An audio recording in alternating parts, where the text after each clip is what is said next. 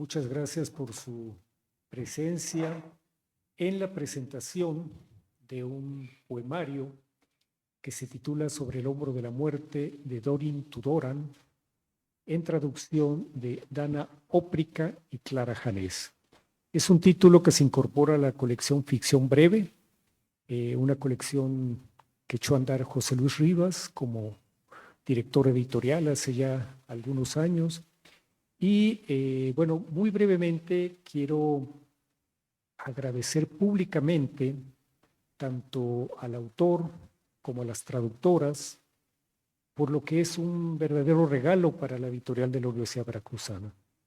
A través de Lorenzo León, Clara Janés le propuso a la editorial de la Universidad Veracruzana publicar este título y enteramente gratis, ¿no? O sea, los derechos nos los cedieron, los cedió el autor, los cedieron las traductoras y bueno, pues este es el resultado. Entonces, bueno, quiero agradecer públicamente a Lorenzo por sus buenos oficios. No es la primera vez que sirve de puente entre Clara Janés y la editorial de la Universidad Veracruzana y al autor y a las traductoras. Muy bien, bueno, pues para presentar este título nos acompañan precisamente Lorenzo León y Francisco Segovia, que no Hinojosa. Es que estaba comentando hace un momento, Pancho, cómo confunden a Pancho Hinojosa con Pancho Segovia y a la inversa, ¿no? Entonces, aclarando que es Pancho Segovia. Cosa que hizo Lorenzo. Sí. Bueno, en el caso de Lorenzo, él es académico de la Universidad Veracruzana, trabaja en Ecodiálogo, él es traductor, ensayista, director de un suplemento de la jornada, ¿no? Que tiene que ver precisamente con la edición, con el diseño literario, ¿no?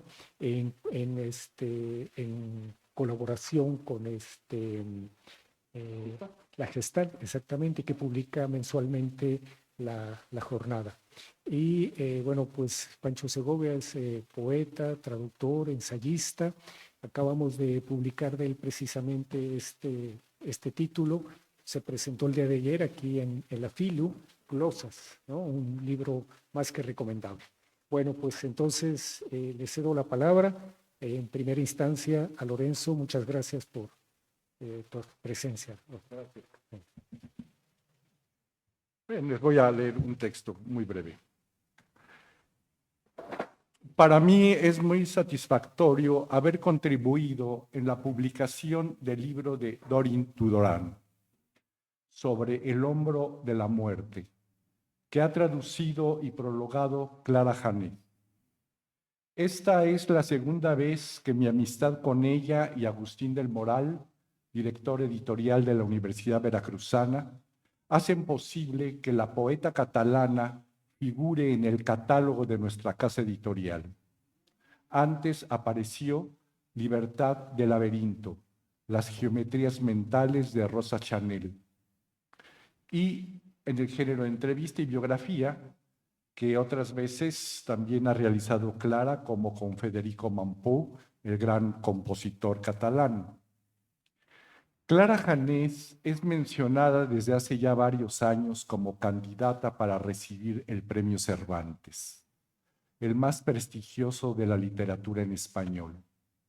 Y cada vez cuando estamos a unos días de que se anuncie, en mi constante conversación con ella, le manifiesto mi entusiasmo y mi augurio de que será la elegida. Y Clara, con cierto fastidio burlón, me dice, ni pienso en eso, ni pienso en eso. Sin embargo, sostengo que Clara Janés es la escritora viva más trascendente de la literatura en español y fruto del linaje de los poetas sacrales de la mística castellana, Santa Teresa de Jesús y San Juan de la Cruz. Ahora encuentro la oportunidad de expresar mi agradecimiento a Clara Janés cuando en el 2014 organizó la presentación de mi corto para la televisión Santa Teresa de Jesús nada más y nada menos que con las monjas de clausura del convento de la Encarnación de las Carmelitas Descalzas en Ávila, en el auditorio de la Universidad de la Mística, en esa hermosa ciudad amurallada. Fue una experiencia única entrar en contacto con esa tradición que se conserva tan viva en la organización eclesial católica, pero sobre todo por quien lo propuso y lo promovió. Una creadora muy respetada en una comunidad donde esplende la espiritualidad cristiana en una época tan aparentemente alejada de aquellos fervores que la escritura de estas dos personalidades, Santa Teresa y San Juan, han hecho perdurar y son ecos de aquellas campanas palabrales que iluminaron el siglo de oro. Estoy seguro que pronto se reconocerá con ese galardón del Cervantes a Clara Janés, aunque es preciso señalar que tiene en contra la cultura funeraria de España, como lo ha señalado el gran pensador recientemente fallecido en 2021, Antonio Escotado, en una entrevista con Fernando Sánchez Dragó de Telemadrid. Escotado dijo: en este país las personas empiezan a valer cuando son fiambres. Viene a cuento esta lapidaria frase cuando vimos la ceremonia de premiación reciente de Álvaro Pombo, en condiciones físicas realmente muy precarias, donde el rey y la reina, antes de entregarle el galardón, prácticamente tuvieron que asistirlo. Y vienen a mi memoria las palabras de Camilo José Cela, cuando en su año, muy viejo también, recibió el Cervantes. Me lo debían de haber dado a los 16 años, exclamó. Y déjenme contarles ahora lo que me dijo hace unos días Jorge Juanes, el filósofo que tiene ahora 85 años y que estuvo en la Facultad de Filosofía de la UB para presentar su libro sobre Nietzsche. Me comunicaron de Bellas Artes que en septiembre me harán un homenaje. Eso quiere decir que ya me voy a morir. Y entonces me pregunto cuál es esa combinación de autoridades estatales y la academia, Estado sea monárquico o liberal, para decidir el premio o los premios. Porque los méritos, por ejemplo, de Pombo, no lo hacían merecedor de la presea unos 5 o 10 años antes. ¿Por qué no hacerlo disfrutar al artista de tan importante reconocimiento cuando está aún en plenas facultades? ¿O existe una determinación para ellos, los que deciden, entre virtud artística y longevidad? ¿O más bien entre fiereza del oficio y aguante físico? Todo esto, por supuesto, no es interesante para Clara Janés, sino nada más para sus amigos. Ella vive al interior de la flama de la creación como escritora, pero sobre todo como lectora de autores en varios idiomas. No solo los más cercanos a ella, como el inglés y el francés, sino el checo, al que ingresó en su admiración por el poeta Vladimir Horland, a quien ha dado a conocer en español, y ahora en rumano en la poesía de Dorin Tudorán. Y también a otros poetas como Adonis o Farrukh Farrokhzad de la cultura persa y turca. Clara Janés es reconocida como un puente, una mediadora entre el mundo oriental y occidental, pues así como ella ha hecho posible la traducción y difusión al español de un prisma de poetas muy lejanos en la distancia temporal y espacial de nosotros, su obra ha sido traducida a más de 20 idiomas.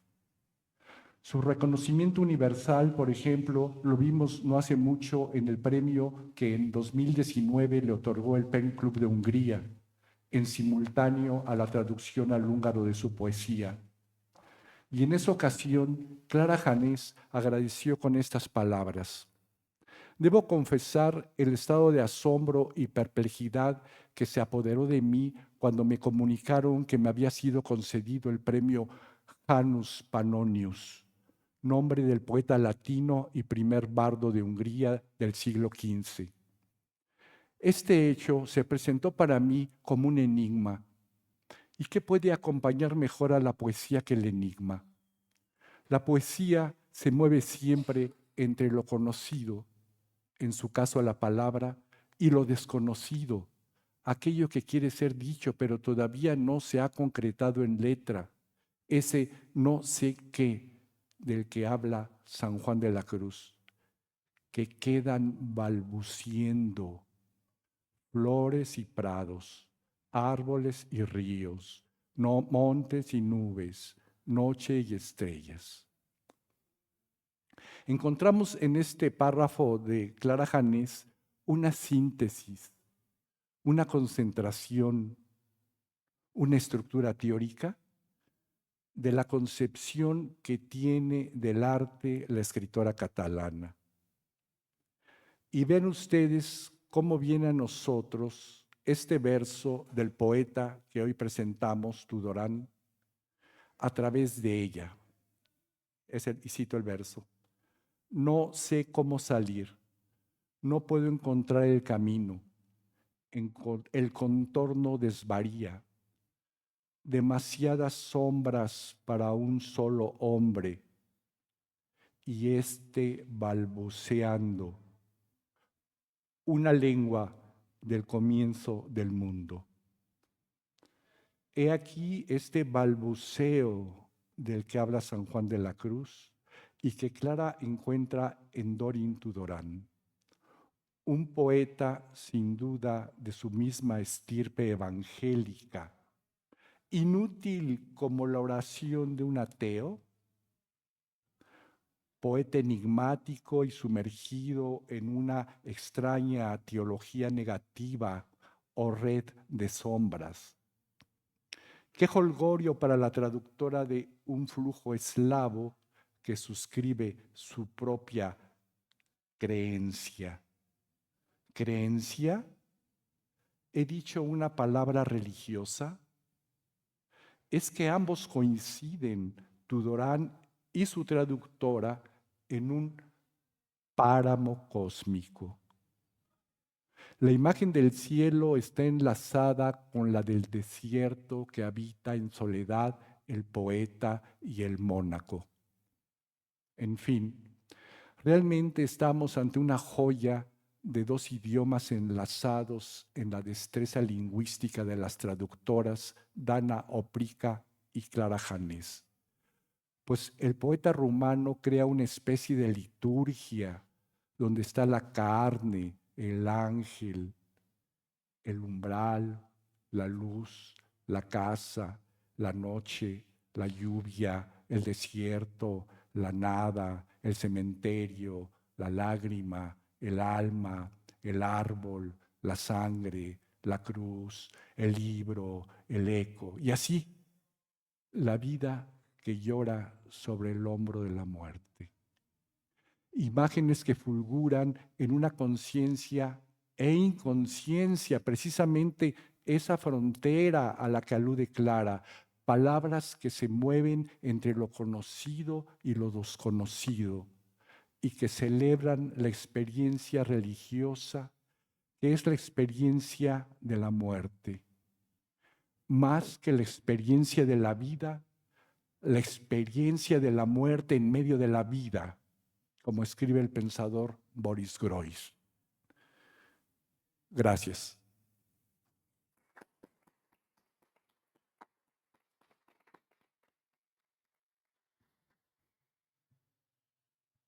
Gracias. Es difícil hablar de un poeta del que uno solo ha leído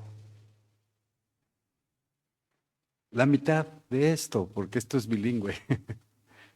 Y sobre que no se sabe mucho, no se dan muchas noticias en internet, pero bueno, hice un poco lo que pude. Este librito de poemas de Dorian Tudorán me produce una sensación extraña y a la vez normal.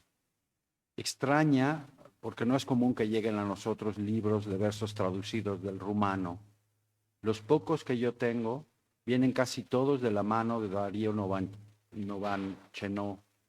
Normal, en cambio, porque no es raro que los que nos llegan, aunque estén en prosa, provengan de autores que los han escrito en el extranjero e incluso en una lengua distinta del rumano. Uno puede imaginarse perfectamente una reunión donde se congregaran Émile Cioran, Eugène Ionesco, Mircea Eliade, y hasta podría añadir, aunque de refilón, quizás a regañadientes, a Tristán Tzara. No una noche bengalí, pues, como la de la famosa novela de Eliade, sino una noche parisienne, porque todos ellos vivieron en Francia y escribieron en francés, además de rumano, al menos secretamente. También hay, desde luego, escritores nacidos en Rumania que jamás publicaron nada en rumano, si es que alguna vez escribieron en esa lengua. Es el caso de Paul Celan, por ejemplo, rumano y judío de lengua alemana, finalmente nacionalizado francés, y el de Herta Müller, rumana de lengua alemana, premio Nobel en 2009, que terminó instalándose en Berlín. Un breve paréntesis local. Hasta donde sé, al menos 3 famosos autores rumanos han visitado públicamente nuestro país. Eliade, que vino a dar unos cursos invitado por el Colegio de México en 1965, Marin Sorescu, que asistió al Festival Internacional de Poesía de Morelia de 1980 y regresó en 1982, cuando escribió un poema sobre el Popocatépetl visto desde un avión, y Mircea Cetarescu, que ganó en 2022 el Premio de Literatura de Lenguas Romances de la Feria Internacional del Libro de Guadalajara. Sí, los rumanos han escrito mucho en francés y alemán. Eliade, sin embargo, escribió además en inglés y nos consta que Ionesco al menos intentó aprender esa lengua, como se ve en el uso absurdo, cómico que hizo de su manual de inglés en La cantante calva, una de las obras de mayor duración en la cartelera francesa. Y se entiende esta tendencia hacia el inglés después de la Segunda Guerra Mundial. Los Estados Unidos, con su jazz, sus películas y novelas, fueron un polo de atracción cultural mucho más fuerte que cualquier país europeo. Aunque es muy probable que esta tendencia esté viviendo sus últimos momentos ahora que el gobierno de Donald Trump cierra el paso a los inmigrantes, en los años 80 del siglo pasado todavía tenía una fuerza extraordinaria, y fue esa seguramente la que empujó a Tudoran a exiliarse ahí. Y esto es casi todo lo que puede averiguarse sobre el poeta. Desde los años 70, Tudoran tenía prohibido publicar en su país. Renunció al Partido Comunista Rumano en 1982, cuando era muy peligroso hacerlo, cuando aún gobernaba el terrible Nicolae Ceausescu. 2 años después solicitó permiso para salir de Rumania, pero le fue negado y en cambio se le sometió a estrecha vigilancia, otro nombre del arresto domiciliario. Se puso entonces en huelga de hambre durante 40 días. El gobierno finalmente le permitió emigrar con su familia en 1985. Ya en Estados Unidos editó 2 revistas en rumano, Ágora y Meridian, y comenzó a ser conocido como ensayista, periodista, conferencista y aún como funcionario internacional, pero difícilmente como poeta. Había dejado de escribir poesía durante esos duros años y solo publicó un nuevo librito de versos en 1990. A mí me parece que a ese encierro y a ese silencio les hace buena compañía un poema de su compatriota Marin Sorescu, aunque no sé si a Tudoran le parecería lo mismo. En todo caso, aquí va en traducción de Omar Lara. Autocensura. Me he encerrado en casa, he tapiado puertas y ventanas, he taponado las cerraduras y le di el vamos a la censura. Hasta los tobillos, hasta las rodillas, hasta la cintura. Cualquier paso significa un paso en falso más. Me encierro en casa. Creo que esto describe bien la situación y por eso mismo uno esperaría que la poesía de Tudoran alzara la voz en contra del régimen que lo condenó al ostracismo y al encierro. Y lo hace sin duda, pero de una manera oblicua, alegórica, sarcástica, incluso cínica. Como comenta Ion Bogdan en su presentación de la antología bilingüe de Tudoran, el traductor al inglés Minian Mirkan titula Optional Future, futuro opcional, comunismo, represión, dictador, disidencia, etc., son palabras acaso necesarias para el crítico que comenta la obra de Tudoran, pero no aparecen en ella. No es raro en realidad. Omitir las referencias directas ha sido siempre una estrategia común entre los escritores que padecen la censura de sus gobiernos. Y ya antes de Tudoran se decía que Marin Sorescu, al que leímos antes, que Marin Sorescu aprovechaba la ignorancia de los censores para hacerlos tragar píldoras muy afiladas. Es este mismo recurso, me parece, el que utiliza Tudoran en el siguiente poema, que no se incluye en Sobre el hombro de la muerte y que traduzco al limón con Johanna Córnea. Calígula. Detrás de su carro triunfal, los pretorianos juntan monedas arrojadas por él. Pero el clamor parece irrecobrable. Su lívida parvada ya golpea la cúpula de cartón pintado del cielo. Esto retrata bien el espectáculo entre trágico y ridículo que ahora nos presenta la Casa Blanca. Pero los mexicanos de mi generación también reconocemos en él al bote pronto ese enjambre de lambiscones que siempre volaba alrededor del poderoso en los días del PRI y que los más jóvenes, sin duda, si no lo han reconocido ya, pronto aprenderán a hacerlo. Pero hay aquí que notar, pronto aprenderán a hacerlo sin tener que mirarlo una segunda vez. Pero hay que notar algo aquí, al estilo verboso y rimbombante de la demagogia oficial y a la enjundia moral a menudo impostada y cursi de la poesía comprometida de aquellos tiempos, la de, digamos, Mikhail Benuik, traducido por María Teresa León y Rafael Alberti, Tudoran opone una brevedad casi de aforismo. Esa desnudez estilística es sin duda una elección. Lo distingue no solo del discurso oficial, sino también del que reinaba en la tradición poética rumana antes de que la dictadura le pusiera un violento hasta aquí. Caído el régimen, parecía necesario y posible retomar aquella evolución interrumpida y recuperar no ya a Lucian Blaga, sino al mismísimo Mihai Eminescu, convertido por los poderes en poeta oficial, en poeta nacional. Un poco como lo que hizo el PRI con López Velarde, ¿no? Pero lo de Tudoran va un poco más allá, como si se hubiese ahorrado los pasos intermedios para llegar a la expresión presente. En cuanto a decisión, su brevedad declara una especie de alianza estratégica entre la sensibilidad y la inteligencia en detrimento del sentimiento, al cual juzga siempre sentimental. De ahí quizás su tono sarcástico. Es un estilo que muestra su pathos echándonoslo a la cara, pero sin adobos. Porque no se trata de abandonar el patetismo, sino solo el sentimentalismo. Lo muestra bien el siguiente poema, que también traduzco a la limón con Johanna Córnea. Ars Poética. La palabra del mundo, cuando esté lista, entrará al mundo como bala veloz. O tal vez sea yo quien le adjudica ese pathos a esta poesía, y en realidad es menos grave de lo que yo la pinto, asociándola con la experiencia irremediablemente triste del estalinismo en la Europa oriental. Pero sí, tal vez me equivoque. Recuerdo que Milan Kundera decía que para los checos, Kafka era un humorista. Lo que a nosotros nos parece kafkiano, a ellos les da risa. Sí, podría ser, sabiendo tampoco cómo sé de este poeta y su circunstancia, que estuviera leyéndolo al revés. Podría ser, pero lo dudo. ¿O cómo leerían ustedes el siguiente poema, que esta vez sí forma parte del libro Sobre el hombro de la muerte? Su viaje, in memoriam de Florin Manolescu. Estaba muy cansado.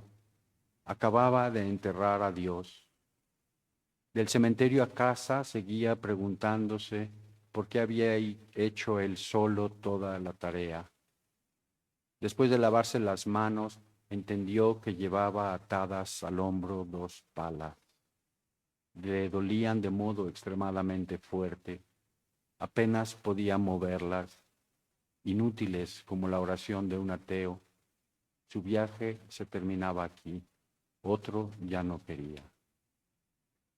Sí, quizá yo leo con alas de fierro estos poemas y siento que me desgarran la espalda, cuando otros quizás sienten la caricia de sus plumas y vuelan. No sé, léanlos ustedes, a ver qué piensan.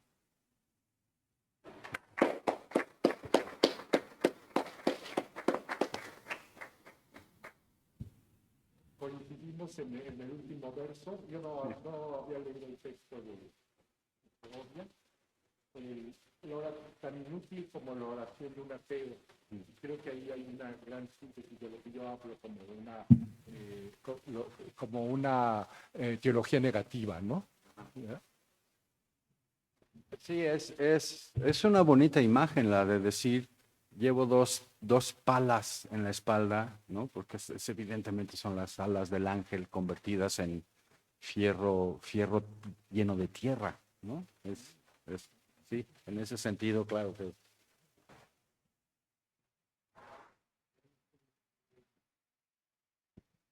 Tenemos tiempo para preguntas, comentarios. Ustedes tienen la palabra sobre el autor, sobre la obra, sobre la traducción. Leemos otros poemas. Miren este que le da toda la razón a Lorenzo. La tierra y el dorso de la mano. In memoriam Luca Pitut. También hay muchos muertos, ¿no? En las dedicatorias, ¿no? Sí. Y si la tierra no es otra cosa que una lágrima que Dios borrará algún día de su mejilla con el dorso de la mano.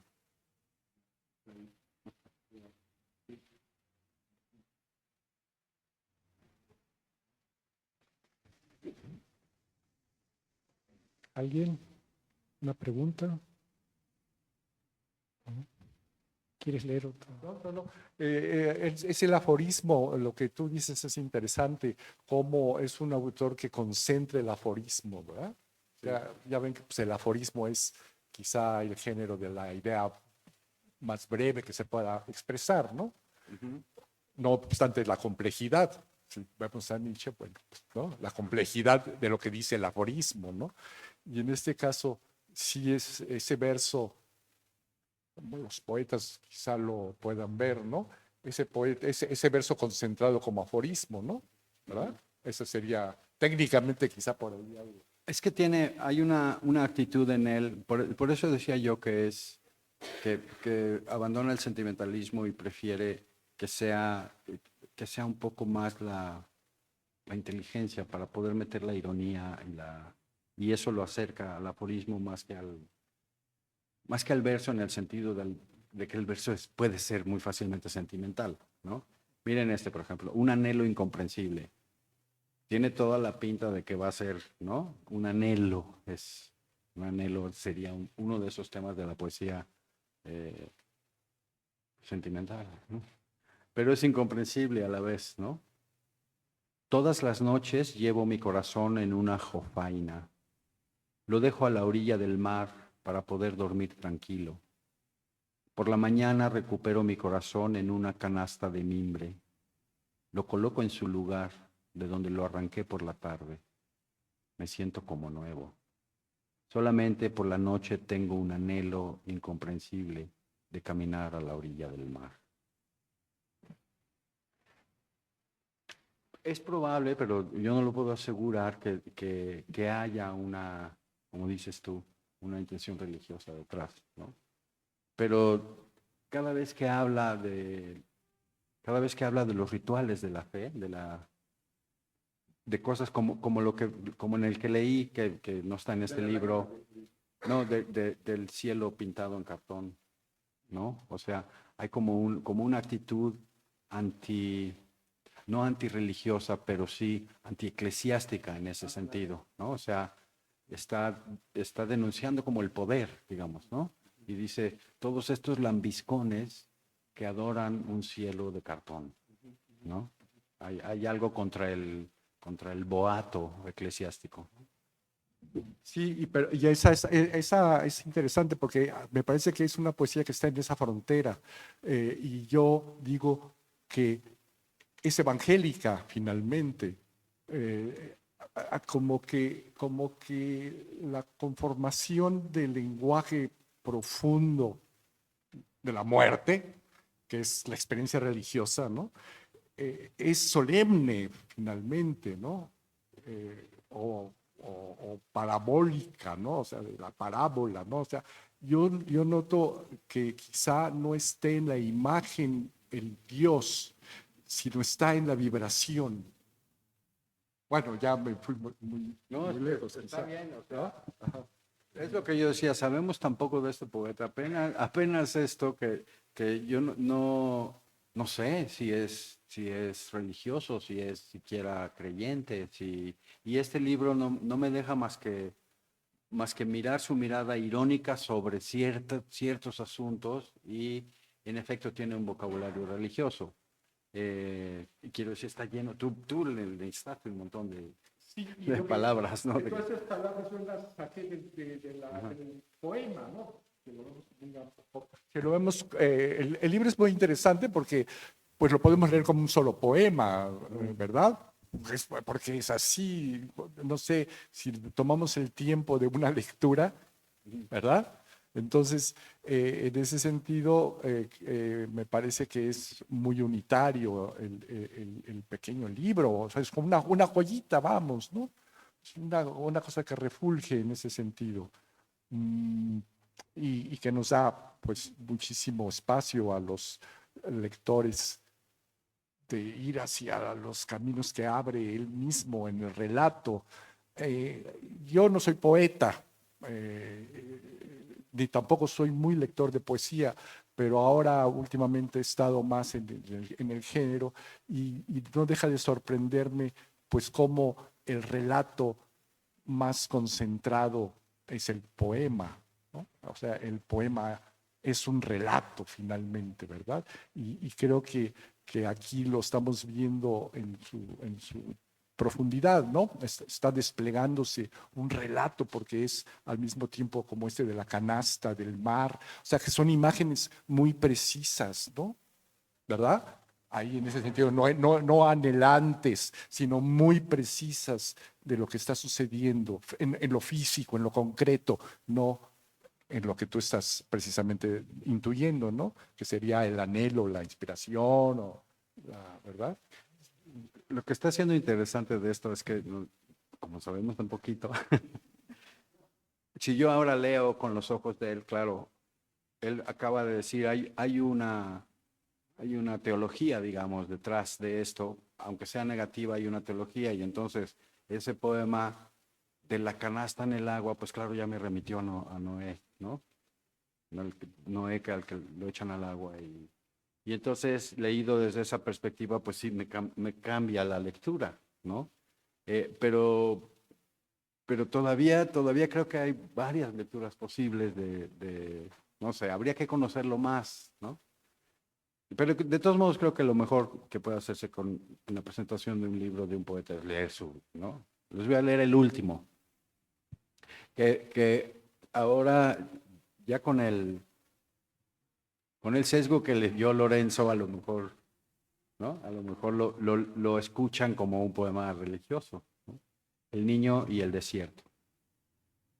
El cuerpo que rodea el alma dentro del cuerpo.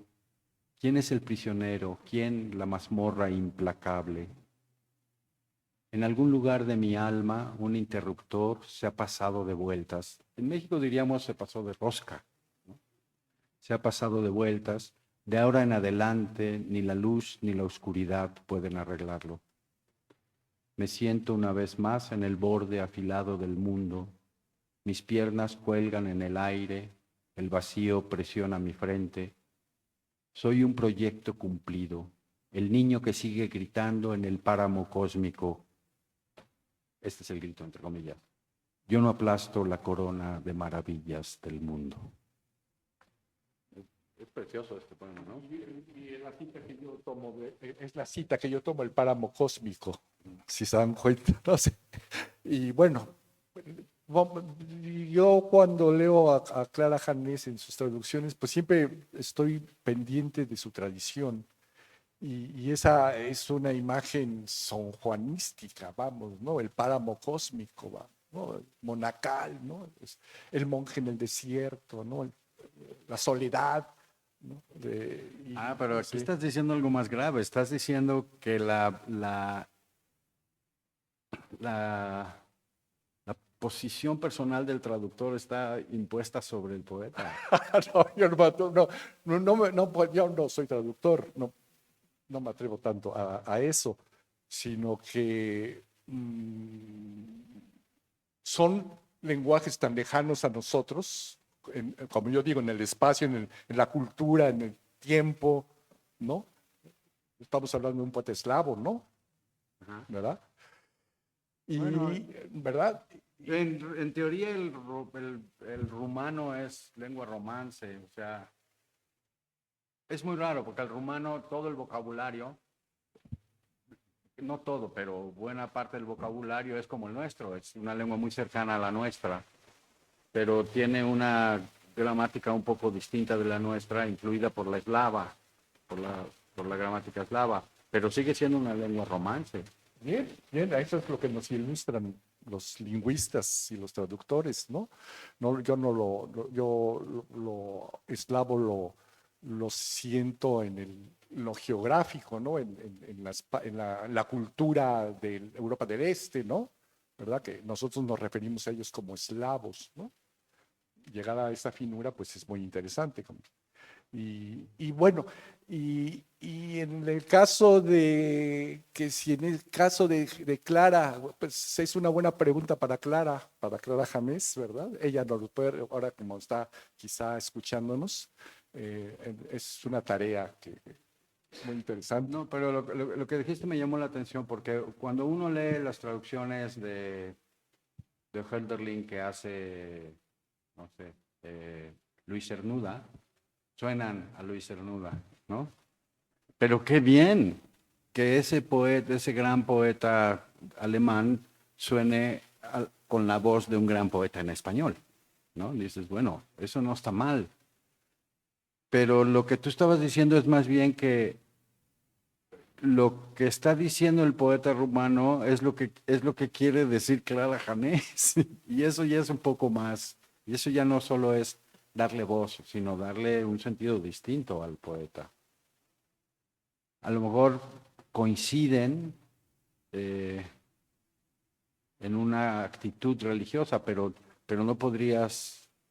no sería legítimo, digamos, decir, como este es mi primo, yo lo hago decir lo que yo digo, ¿no? No, en eso lo comprendo precisamente. Y yo la lectura que hice con el balbuceo, que encuentro citado el balbuceo gramaticalmente en el poema, pues tengo esa referencia, ¿no?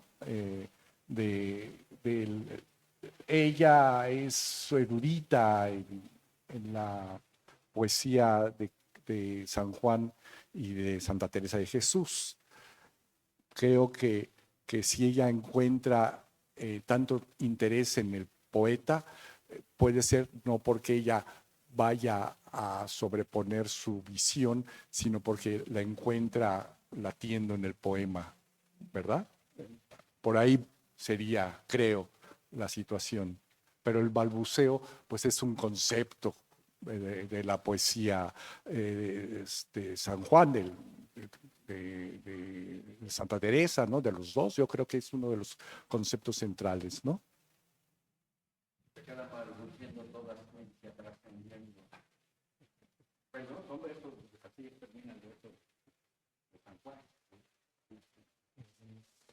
Muy bien, bueno, pues todavía, si tienen alguna pregunta, comentario. Hay unos 3, 4 minutitos. Si no, no hay nada. Bueno, pues creo que Lorenzo y Pancho nos han dado una muy buena idea de lo que significa, representa este libro. Ahí está a la venta, y si no en el stand de la editorial de la Universidad Veracruzana. Y bueno, por lo pronto, pues muchísimas gracias y gracias a ustedes también por su presencia. Muy bien.